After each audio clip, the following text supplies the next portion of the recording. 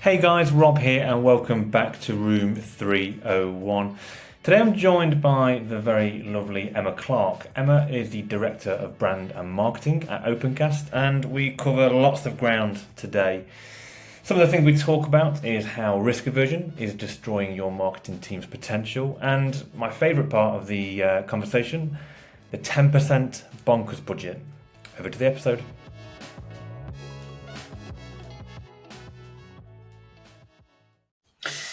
Hi guys, welcome back. I am joined by a very special guest today. I have Emma with me. Emma, how are you? I'm good, thank you. How are you, Rob? I'm very well, thank you. And thank you for joining us. I'd love for the listeners to get to know you a little better. So if you're happy to go into yourself, your background, how you got to where you are now, that would be great. Okay, great. So my name's Emma Clark. I'm Director of Brand and Marketing at Opencast. We're a national technology consultancy.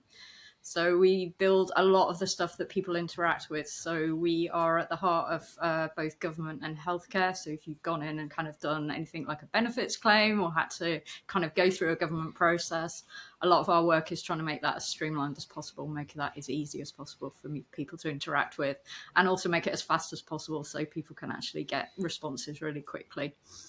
For me personally, I've worked in marketing for 25 years now, which is absolutely terrifying. I think I must have miscounted somewhere along the way. So seen a lot of different things come and go, seen a lot of stuff change. So when I started in marketing, it was very much about what you told people the company was. And then we've obviously gone through this massive transition where people have the right to reply. We've got social media. A lot of brand is about kind of, there's a lot broader audience of people able to talk about your brand. So that's been really interesting, watching that change and watching people take control of their relationship with brands, which I think has been really interesting. Excellent. Thank you for that. And yourself personally, so how did you get into marketing?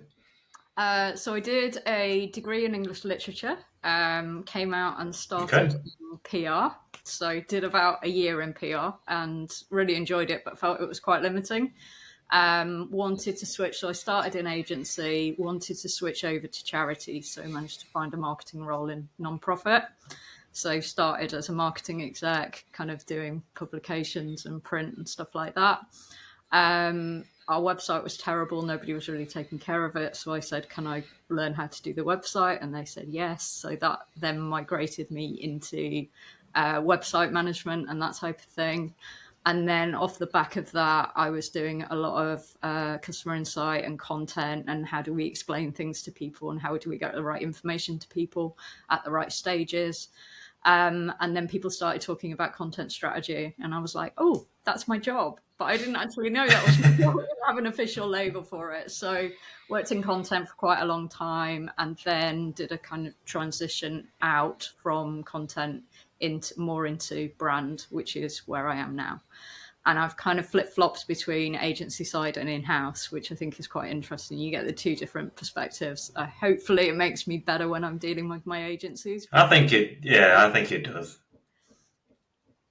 I So think yeah, it does. Now that's a trend. A trend I'm seeing is that when it comes to getting into marketing, I think people just muddle through. They try a bit of the website, they try a bit of the brand, they try a bit of social media, they try a bit of SEO, they try a bit of paid, and they sort of land somewhere that they have an interest in. Then all of a sudden, they're leading an entire marketing function 5 or 6 years later, and they've got all this responsibility to drive all the leads and sales and all that good stuff. So yeah, it's interesting that you've got the exposure to brand and agency. I think that does give you a sort of a wider view of how to deal with an agency partnership and stuff like that, which is always quite good from my position. So good to hear it. Well, look, we'll jump straight in. The first question we like to ask is called "What's in your toolbox?" Now, it doesn't necessarily need to be a piece of software, although it certainly can be. But for me, because I'm a nerd, we're all busy people. We're leading teams potentially. We're leading marketing functions. We've got a lot of responsibility on our shoulders, which means there's a lot of things to do.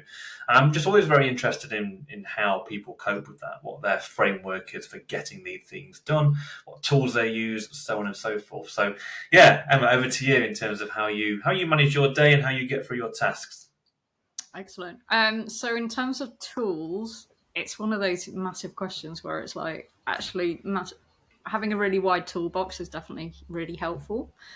In terms of the actual tools that I use, I tend to be quite agnostic. There's some that I prefer and there's some that I like less, but generally they all work in a similar way.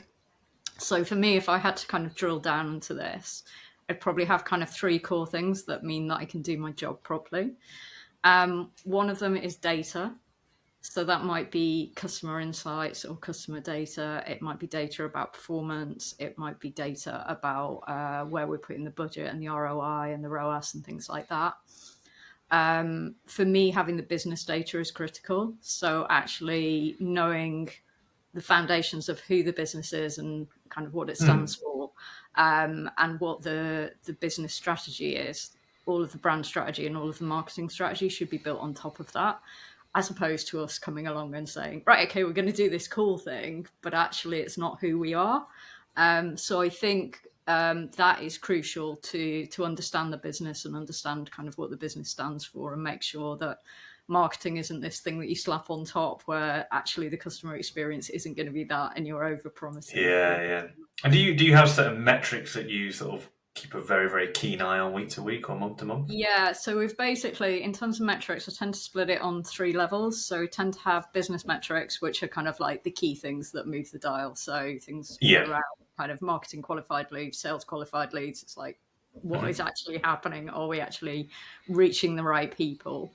Then I tend to have a set of brand metrics. So that'll be audience perception, social listening tools, that type of thing. It's like, what are people saying about us? How well known are we? What's our share of voice like? Things like that.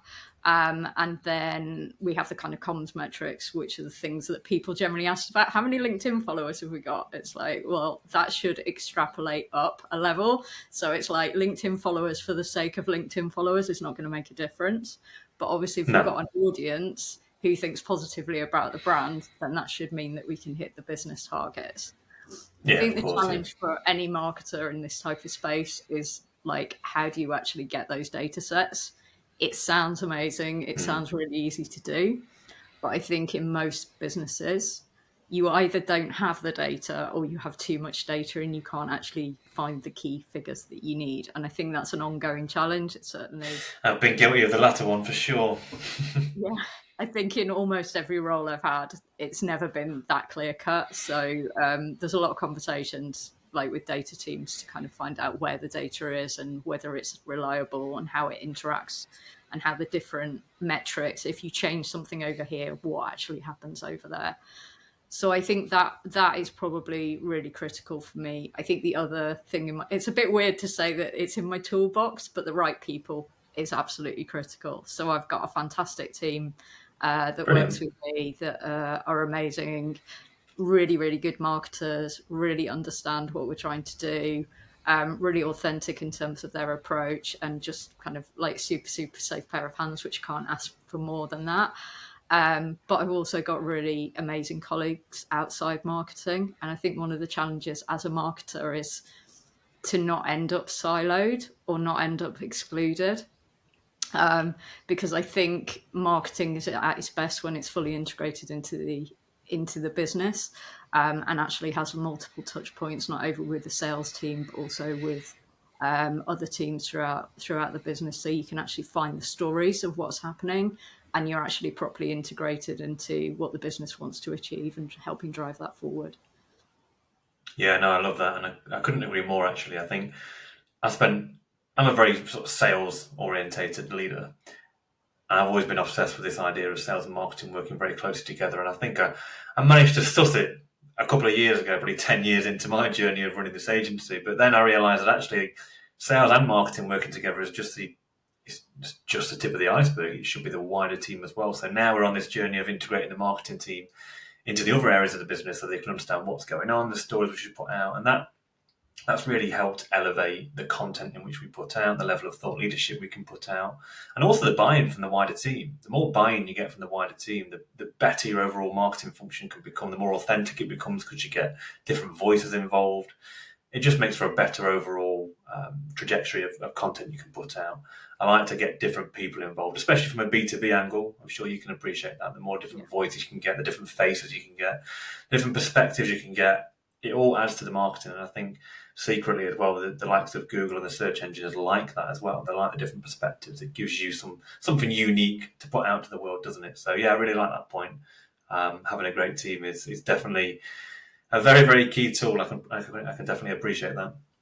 Yeah, absolutely. How have you found kind of doing that change then, Rob? How have you found kind of making that shift? Is everybody on board, or has that been a little bit? Yeah. Generally, I think our business is, and I'm not sure how it works internally for you, Emma, but we're a time-based business. So as you'll know, having worked with agencies and been involved in agencies, when you get contracted to an agency, there's a certain amount of time that you're expected to give on a monthly basis.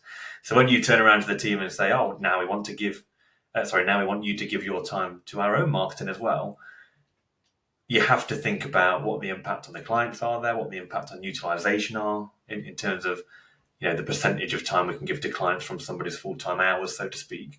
So you do have to make some adjustments. It does impact our ability to take on more clients because our availability is less because we're putting a higher percentage of time towards our own initiatives rather than just client initiatives. So there's been a few changes there in terms of how we manage time internally and how much time we delegate between the team in terms of contributing to our own marketing. That had some challenges because we were fundamentally had a model that allowed us to scale based on a certain amount of time per client, per employee.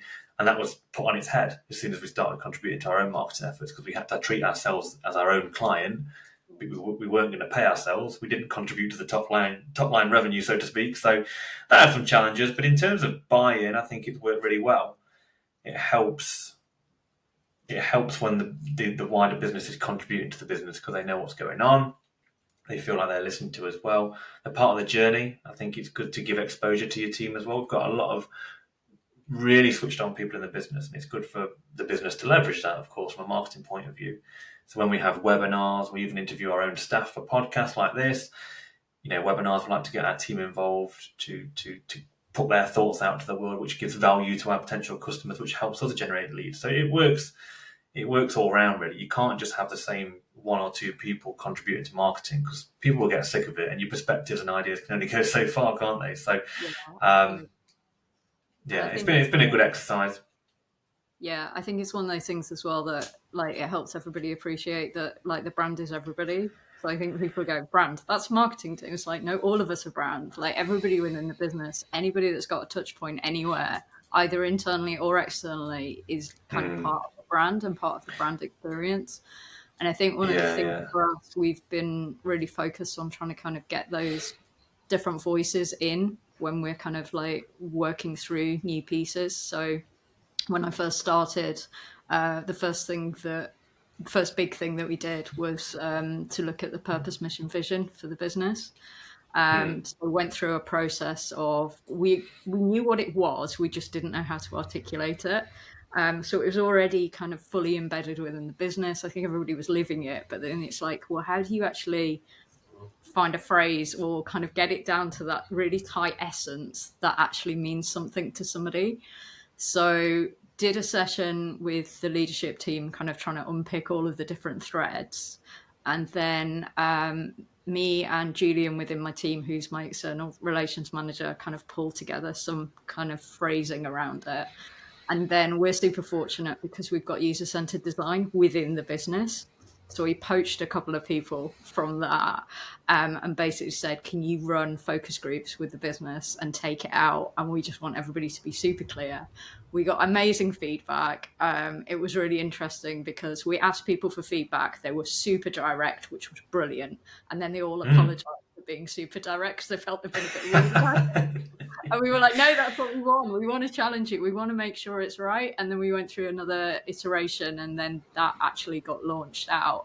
So I think for me, it's, that involvement of wider people within the business, of actually allowing everybody to kind of own the brand and it not sitting within marketing team, because actually there's so many different touch points. A, we couldn't possibly manage it, and B, we shouldn't be, because actually the business is the people within it. I was going to say, I think maybe Opencast slightly different to us because we're an agency, and there's a lot of us. At the end of the day, I'm not going to shy away from that. There's a lot of us, and we all do very similar things. And often, in B2B businesses, and particularly in agencies, it's actually the people that your customers deal with that make you different and make you unique. You can have a proposition, you can have a unique selling point, all that kind of stuff, and that does help. But actually, it's the people that they deal with during the sales process, or what they see from a top of the funnel marketing point of view, that makes all the difference. So if that's what makes you different, you should put your people in front of the marketing strategy, in front of the sales strategy even as well. Because we like to get our people involved at the sales stage as well. As you know, Emma, we like to get as many faces around the table as possible, because it gives you that's what gives you your uniqueness. And that's who they're going to deal with on a day-to-day basis if they choose to come on board. And that's the point of difference. And that's often, from an agency perspective, what potential clients judge you on. Okay, they can say what they want. They're saying similar things to the next agency. They've probably got similar pricing, but actually, I might have to work with these for the next 5, 6, 7, 8, 9, 10 years in some cases. Do I like them? Do I like what they've got to say? Do I like their perspective? Do I like their ideas? Do I think they can communicate well? If you get a tick in all those boxes, that can be what makes the difference ultimately. So yeah, the more people can get involved in any stage before a client comes on board, it adds a lot of benefit to us, and I'm sure it will for any other B2B business as well. Anything else in your toolbox? I think those are kind of the big two. I suppose the other thing for me is kind of looking at a maturity model for marketing. So kind of keeping benchmarking where we're at and where we want to get to. So we use a Gartner model, which we found really valuable, which basically kind of tracks against a number of core elements, from kind of like customer focus and data through to kind of like mobile and platforms and kind of multi-channel and things like that. And it allows you to track not only kind of where you are, but where you want to be. So I think that's really valuable for me, because there's a recognition that certain businesses are different.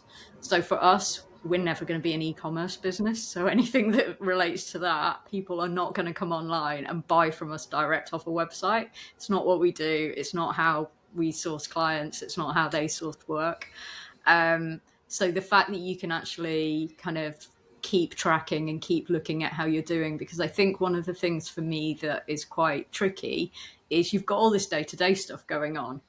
So it's really important to kind of take a step back and actually look at how far you've traveled, because sometimes you're like, oh yeah, but we've got that thing and we haven't done this yet, and that still doesn't quite land and haven't quite hit that target. So I think it's really valuable, not only as kind of somebody who leads a team, but also for the team themselves, to be able to take that step back and actually have a look at how things are progressing, how you're actually, how far you've come, and kind of recognizing success, because we all move at like 9,000 miles an hour. So actually taking those pauses to actually recognize kind of the work that you've done and the difference that it's making is really helpful. Yeah. I always think, there's three sort of timelines. One is the short term, what's happening this week. One is the mid-term, what's happening this month, and the longer term, like what's happening this quarter, stroke this even this year in some cases. I try and spend as much time as possible in the latter stages rather than worrying what's happening day to day, because we've got excellent team members that I suppose worry about that and deliver on that and execute on that. So, but I have to admit, I do veer back into the short term, probably too often, to be honest. But there we go. I suppose we're all guilty of that, aren't we? Well, look, I appreciate that. I think that's. Go on, Emma. Sorry. I was just going to say, I think you have that pullback to kind of like, yeah, but I want to do the creative twiddly bits. Let me go. Yeah. Strategy. It's like, oh, come on. So, Get back in line. Yeah. You have to kind of hold yourself back from ending up with too much in the tactical stuff. Yeah. That's it. Yeah, definitely guilty of that. Well, look, I appreciate that. I think there's some really great things that we can all learn from there. Talking of learnings, you've been around the block, Emma, in terms of marketing and your roles, and I'm sure you've had to fail quite a few times to learn from those failures and understand how to work going forward. And obviously, the tools you've just mentioned there of you've been led to all those different data points, metrics, how to work with your team, how to delegate to your team members, probably because you've failed so many times. I can only imagine. So yeah, anything stick out to you? A particular failure, maybe a funny one that you had a particular big learning from? Yeah, I think I've probably got two main ones. One is on a people side. So I tend to be quite chatty. I tend to kind of talk as I think, so I don't necessarily take a step back before I'm about to say something. And sometimes I forget that what I know in my head, actually somebody else doesn't know. So there was a classic moment with my team, one of my team members, who fortunately now laughs about it, but didn't at the time, which was failing. So we were looking at her role, we were looking at her job title because it didn't really reflect what she did, and we were trying to kind of get it remodeled all over so that actually her job title reflected her role, and it was much clearer, and she had a much better job description. So I'd had a few conversations internally. I checked everything. I pretty well got everything signed off. Everybody said, yeah, that completely makes sense. And we were both in the office, and it was probably about 5-10 minutes before we were about to leave. And I said to her, have you got a moment? Which is the worst possible introduction to anything ever, with no context. It's never good, is it? Me and said, okay. And I said, oh, it's probably a bit personal. Let's go grab a meeting room. And it was just like, and she looked at me, and the look on her face. And as soon as she looked at me, I knew exactly what I'd done. And I was like, that was utterly terrible. So I then, this super positive news that I was going to deliver, I then had to do this massive backtrack because she thought she'd either do something terrible or I was going to make her redundant or something like that. And I'm like, this is ridiculous. I work in communications. How have I managed to get that? So definitely not my finest moment. Definitely a huge learning for me. It's one of the things now, if I'm going to send over a kind of, I normally send a pre-meet, and I normally start it with what I'm talking about. So I will never start with, do you have a moment? I need to speak to you about this. It's so-and-so. I think, it's in a good space. I'd like to chat it through. Or I think there's an opportunity that we can maybe explore. Do you want to chat it through? So I think that was a big learning for me of kind of, if you're gonna deliver any level of news, but particularly if it's good news, don't start it like that. So yeah, so it's a really good point. I think a lot of people who land themselves a senior role, particularly in marketing, they started out as a creative. They started out doing the doing and not necessarily having the skills to manage people and coordinate projects and strategies and all that kind of stuff. And all of a sudden you sprung into this role where you've got people to look after, you've got feelings to consider, you've got objectives to hit from a senior stakeholder point of view. And it's tough. You don't often get training for it either. I know for me that was the biggest challenge I've faced I've always run an agency. I've always been responsible for something because I left university and set for business, so I don't really know it any other way. But something I really struggled with was people management, how I communicated with them, how I gave objectives, how I delegated. I've been terrible at that, and I would say only in the last couple of years I've really learned how to, as we've grown and got more and more people with more experience than me, more importantly, I've really learned how to deal with that. And I still make mistakes, of course, but it's interesting. A lot of managers, particularly in marketing roles, I find, is all of a sudden, because they're good at what they do day to day, they're all of a sudden in control of 6 people and all these different metrics. So it's an interesting one. I think there should be more around that. There should be leadership, training if you're going to get put into a management position. And again, we're guilty of that as a business. It's something that I'd like to do more of for sure. But yeah, I guess you were in a similar position. You were the person doing the website stuff, doing the communication stuff, and all of a sudden you've got all this responsibility and you've got team members to look after, holidays to approve, and all that kind of stuff. I think I'm really fortunate that I've had, we do a lot of leadership training at Opencast. So we've got a leadership program called Amplify, which looks at really interesting stuff like psychology of change, performance management. Yeah, it's so interesting, isn't it? How to remove barriers so that your people can be the best that they can be. How to create psychological safety within teams and things like that. How to manage teams when they change. So when you add new people in, and kind of how to go through that process and accept the fact that the dynamic changes and that's okay. So I've been really fortunate. I think for me, it's the big learning is if you were going to put out a customer comms, you would not bang it out 5 minutes before you were going to go home with no prep.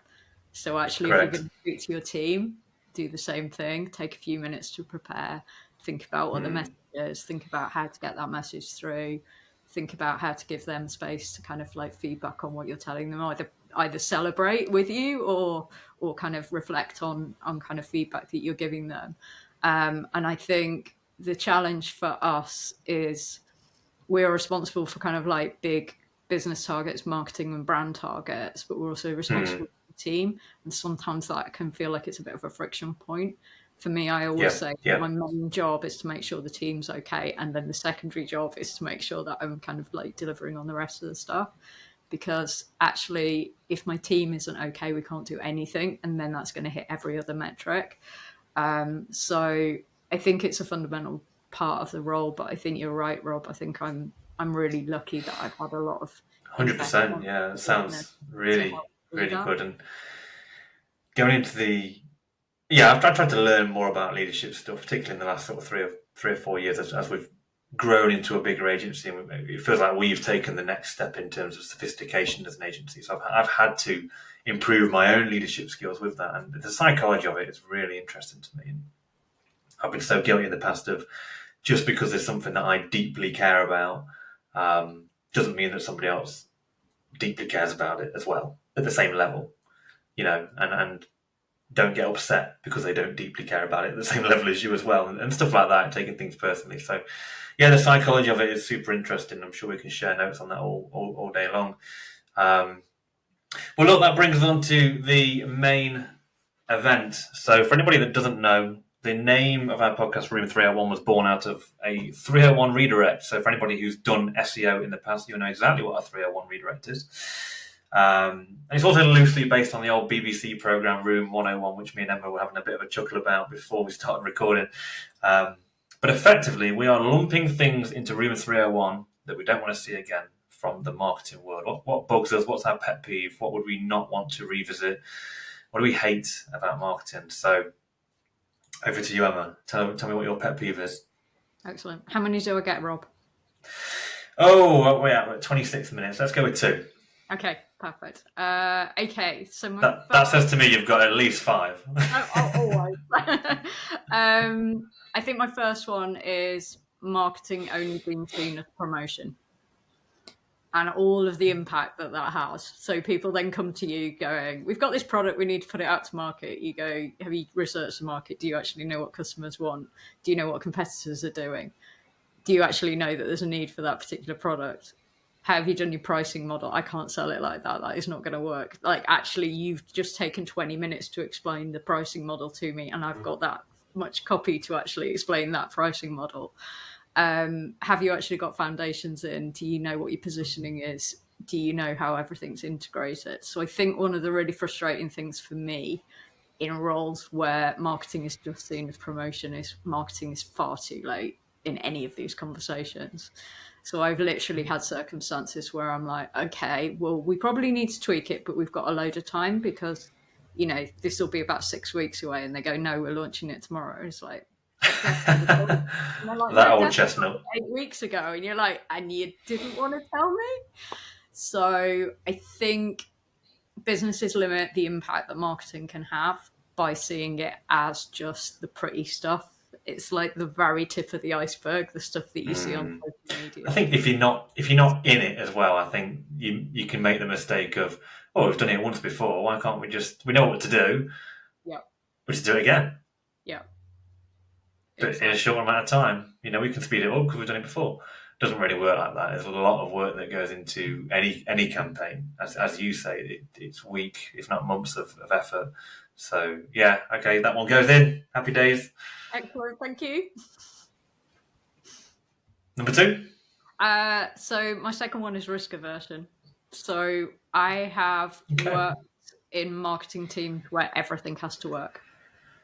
And it's exhausting, and it just means that you can't try anything new. So the tried and tested is like every ROI has to be, super good, and it has to be at whatever level we specified.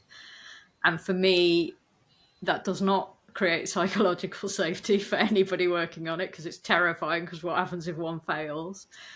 I think you don't explore new opportunities. I think you can't possibly test anything.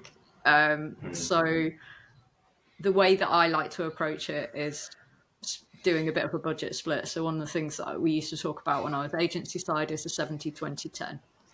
So 70% of your budget is on the bread and butter. You would not turn it off if there was a gun to your head. You know it works. You've got all the metrics. It absolutely, something massive will fall over if you take any of that away. And obviously for that, you need the data to make sure that you actually know the answer to that. The 20% is the stuff that you know really works, but you don't know what happens if you put it into a new market, or you don't know if you apply it to a new product, for example. So it works on this, but if I move it from this industry to that industry, does it work the same? It's like, I don't know, but let's see, because it might do. So it's not super out there. It's not completely bonkers. But actually, we still don't know because we haven't actually tested it in that space. And then the 10% is let's go wild and see what happens. That's be bonkers, yeah. And for me, what I always say is your 10% budget is your learning budget. And if it goes brilliantly, then your 10% moves into become part of your 70%. And that's how you grow, and that's how you don't stagnate. Because the challenge with marketing is if you keep doing the same thing, like the market moves around you. So it's not like, oh, we can do this, we've tested it and it works. It's like it works at the moment. If you don't keep experimenting and that stops working, you're in a really, really bad place. So yeah, working where there's kind of risk aversion and everything has to work, for me is just exhausting. No, I really like that. We practice that for sure. We've spent the best part of this year just trial and error. And I don't think you can really grow and scale a marketing function without that trial and error, because you don't know what would happen if. You need that if. Let's do this thought experiment. But we're an agency. We work with small companies that don't have huge budgets, so the appetite to risk even 10% of that is quite low at times, and it does make it quite challenging. And as you mentioned there about the psychological safety for the team, for potential churn for us as a client as well, it is difficult to deal with for sure, but it's a massive part of marketing, that trial and error. Even the most wildest of ideas sometimes can work. You just never know, do you? But I love the idea of the 20%. I've not heard of or explored that one before, where it's kind of know it works. What if we applied it elsewhere? I think that's really, really quite cool, really quite interesting as well. So, no, I really like that. And risk aversion for sure should go in, I think. It needs to be trial and error. It has to be there at the end of the day. What would you say to a business that maybe their budget wasn't big enough to warrant a 10% bonkers budget, should we call it? Yeah, the bonkers budget. I think that's always really difficult. I think one of the things that we used to do was kind of like, I had a client once who had the phrase, so we used to talk about stealing stuff, and the client used to say, borrow with pride, which I've now nicked because I like it. But actually look and see what other people are doing. A lot of the time, kind of working with smaller clients, there will be businesses that have got massive levels of investment where actually you can steal stuff that they've invested in. So e-commerce sites, for example, go and see what Amazon does, because they have a lot of money and a lot of investment and 20 years of data telling them that this is probably the best way of doing it. As a starting point, at least go there. So if you're going to try something risky, maybe look to see what somebody else is doing, and also look to see if you can do it at minimal cost. So it might be that actually what you're needing to do is put it out organically. So you've got a bit of your team's time, and you've got time rather than, a bit of risk on that, but you're not kind of like hiving off a big chunk of budget. And then if it looks like it might work, then maybe that's kind of like the next progression in terms of, okay, what happens if we promoted this or sponsored it, or, actually put paid behind it and gave it a bit bigger audience? Is it actually going to kind of like work? So that would be my kind of gentle approach. I've worked in charities. I've worked in places where the budget is very, very minimal.